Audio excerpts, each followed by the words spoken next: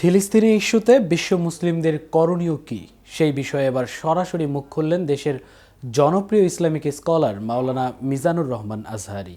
রোববার দুপুরে নিজের ফেসবুক পেজে দেওয়া একটি স্ট্যাটাসে তিনি বলেন, গেল কয়েকদিন ধরে ফিলিস্তিনির ছবি ও ভিডিও ক্লিপস দেখে তিনি অসহনীয় কষ্টের মধ্যে সময় পার করছেন।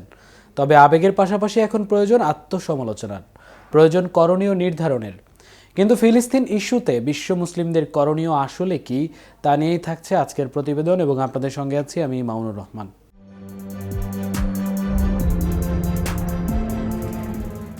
আজহারি বলেন, গোটা বিশ্ব জুড়ে উম্মাহ আজ নানা সমস্যায় নিমজ্জিত, যার অন্যতম কারণ হচ্ছে জাতি হিসেবে আমাদের নিজেদের মূল পরিচয় ভুলে যাওয়া।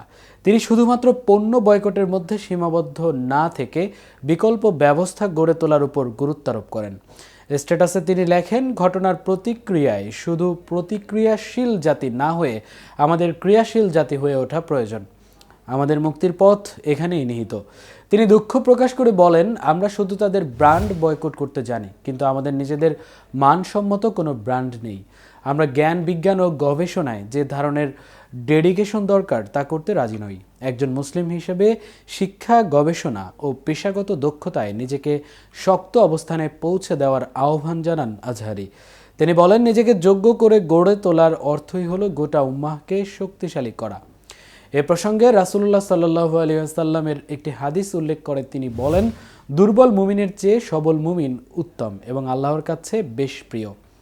বর্তমান মুসলিম বিশ্ব নানা অপ্রয়োজনীয় ও অপ্রোডাক্টিভ কর্মকাণ্ডে লিপ্ত রয়েছে মন্তব্য করে আজহারি লিখেছেন, আমরা মুসলিমরা নিজেদের এমন সব কাজে ব্যস্ত রেখে গোটা উম্মাহকে ক্রমাগত দুর্বল করে চলেছি।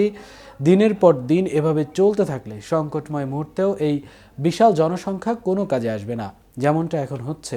স্ট্যাটাসে তিনি হাদিসের আলোকে মুসলিম জাতির ভবিষ্যৎ চিত্র তুলে ধরেন।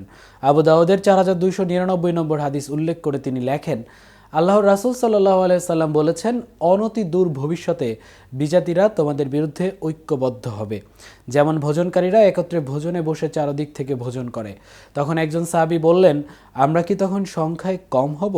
রাসূল সাল্লাল্লাহু আলাইহি সাল্লাম বললেন, না, বরং তোমরা তখন সংখ্যায় অনেক থাকবে, কিন্তু তরঙ্গতাড়িত আবর্জনার মতো শক্তিহীন ও মূল্যহীন হয়ে পড়বে। এদিকে ফিলিস্তিনের অবরুদ্ধ গাজা ভূখণ্ডে ইসরায়েলি হামলার আরও অর্ধশতাধিক ফিলিস্তিনি নিহত হয়েছেন। অবরুদ্ধ এই উপত্যকা জুড়ে দখলদার বাহিনীর বর্বর হামলা অব্যাহত রয়েছে এবং এর মধ্যেই একদিনে আরও অর্ধশতাধিক মানুষের প্রাণহানির ঘটনা ঘটল।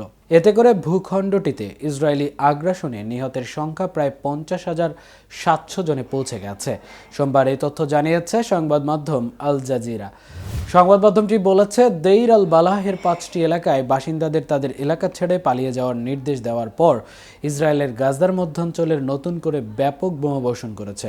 সর্বশেষ এই হামলার ফলে বেশ কয়েকজন ফিলিস্তিনি নিহত হয়েছেন, যার মধ্যে একজন সাংবাদিকও রয়েছেন। আজ এ পর্যন্তই। এতক্ষণ কেটিভির সাথে থাকার জন্য ধন্যবাদ।